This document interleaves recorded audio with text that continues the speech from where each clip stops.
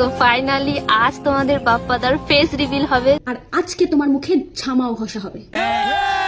এই মেয়েটা গরিব সেটা জানতাম, তবে যে এর মানসিকতা এতটা ছোট আর নিচ সেটা জানতাম না। সো রিসেন্টলি এই প্রতিমা তার বয়ফ্রেন্ডের ফেস রিভিল করে, তো সে কি বলছে সেটা একবার শোনা যাক। কেউ খারাপ কমেন্ট করবে না আর কেউ বাজে কথা বলবে না, কারণ বাস্তব জগতে ভালো দেখতে নয়, আমি বারবার বলে দিচ্ছি। কেউ খারাপ কথা বলবে না, কেউ বাজে কথা বলবে না, অথচ নিজেই নিজের বয়ফ্রেন্ডের ইনসাল্ট করছে। কি বলবো না, ফেস রিভিল করছিস সেটা ঠিক আছে, বাট এই সমস্ত কথার কি মানে? তোর বয়ফ্রেন্ডের লুক নিয়ে তোর যদি ইনসিকিউর ফিল হয়, তো তুই সেখানে এটা বলতে পারতিস যে আমার বয়ফ্রেন্ড আমাকে ভালোবাসে, কেয়ার করে, আমাকে সাপোর্ট করে ভিডিও করতে। আমার কাছে সেটাই সব থেকে বেশি দামি। Looks does not matter, but তুই সেটা বলিসনি। বারবার একটাই কথা বলছিস যে বাস্তব জীবনে তোমাদের বাপ্পাদা এরকমই দেখতে।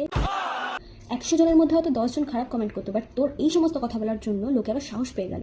দাদা কিছু বলতে চাই তোমাদের। তোমরা কেউ খারাপ কমেন্ট করো না, বাস্তবে বাপ্পা তাকে এমনই দেখতে। বাহ, এটাকেই বলে ঘরে ডেকে এনে বসিয়ে তাকে অপমান করা। না মানে আমি এটা বুঝতে পারছি না যে তোরা নিজেদেরকে তো আয়নায় দেখিস, তোদের নিজেদেরকে কি খুব সুন্দর মনে হয়? তোদের এই ভিডিওটাতে বাপ্পাদাকে কিন্তু কেউ খারাপ কমেন্ট করবে না, করবে তোদের এই দুজনকে, তোদের দুজনের মানসিকতাকে। সো গাইস, কাউকে আমি এই ভিডিওটাতে ছোট করিনি, তবে কেউ একজন হয়তো ছোট করছিল, তাকে রিয়েলাইজ করালাম। তারা